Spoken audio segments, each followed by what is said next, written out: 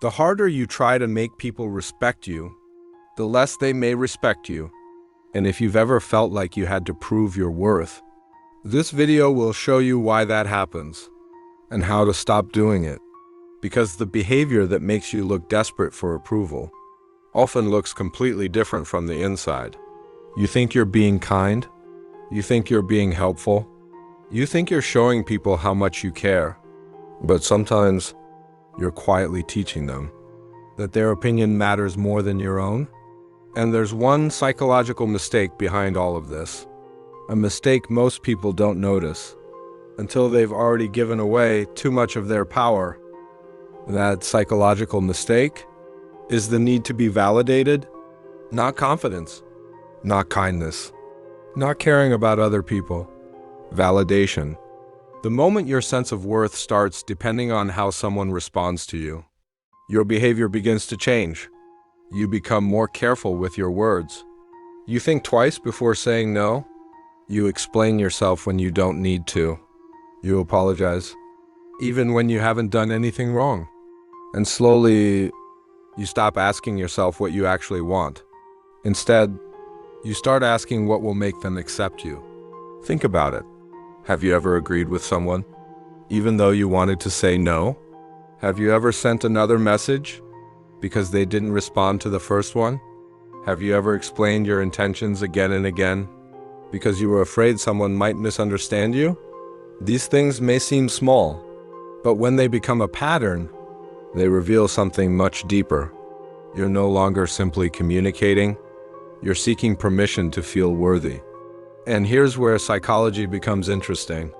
People don't only respond to what you say, they respond to the certainty behind your behavior.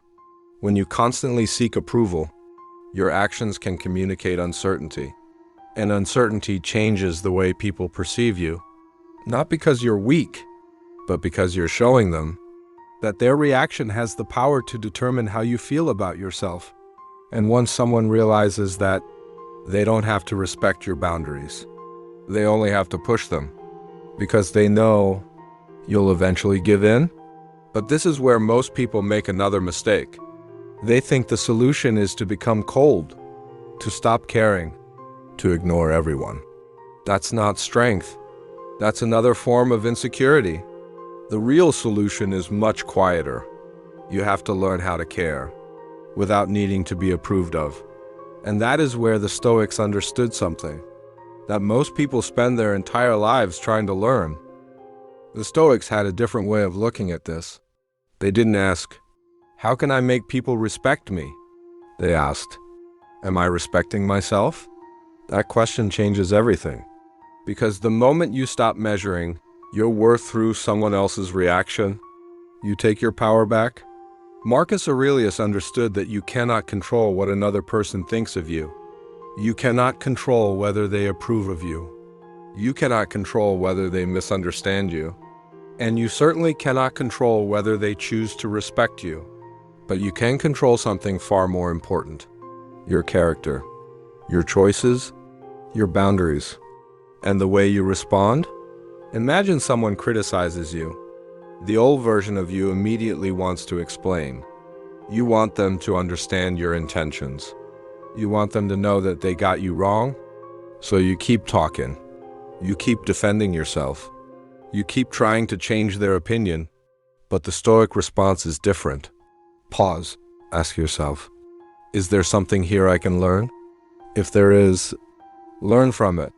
If there isn't, let it go. You don't have to win every misunderstanding. You don't have to correct every opinion. And you don't have to convince everyone that you're a good person. Because when you know who you are, you don't need to constantly announce it. This is what real self-respect looks like. Not arrogance, not silence, not pretending that you don't care. It means caring about people without becoming controlled by their approval. It means being kind without becoming desperate to be liked. It means saying no without writing an essay to explain why. And it means walking away when staying would require you to betray yourself. The Stoics weren't teaching people to become emotionless. They were teaching people to become governed from within. And that distinction is everything. Because the person who needs everyone to approve of them will always be controlled by everyone. But the person who can stand calmly without approval is much harder to control. So the next time you feel the urge to prove yourself, stop. Ask yourself one simple question. Would I still do this if I didn't need their approval? If the answer is no, you already know what needs to change. You don't need to explain every decision. You don't need to chase every person who pulls away. You don't need to convince someone to see your value. And you don't need to become smaller just to keep someone comfortable. Respect begins with the way you treat yourself. When nobody is watching, when you can say no without feeling guilty, when you can walk away without begging someone to stay, when you can hear criticism without letting it define you, and when someone misunderstands you, you can calmly let them, because your peace is not something you should hand over to whoever happens to have an opinion about you.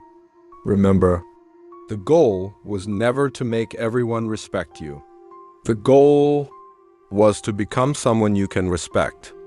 Once you understand that, you stop chasing approval, you stop performing for attention, you stop explaining your worth. And strangely, that's often when people begin to see your value differently, not because you demanded their respect, but because you stopped needing it. That is the quiet strength the Stoics understood. And perhaps it's the kind of strength you've been looking for all along. If this message spoke to you, don't just listen to it. Use it. The next time you feel the need to prove yourself, pause. Choose your character over their approval and protect your peace.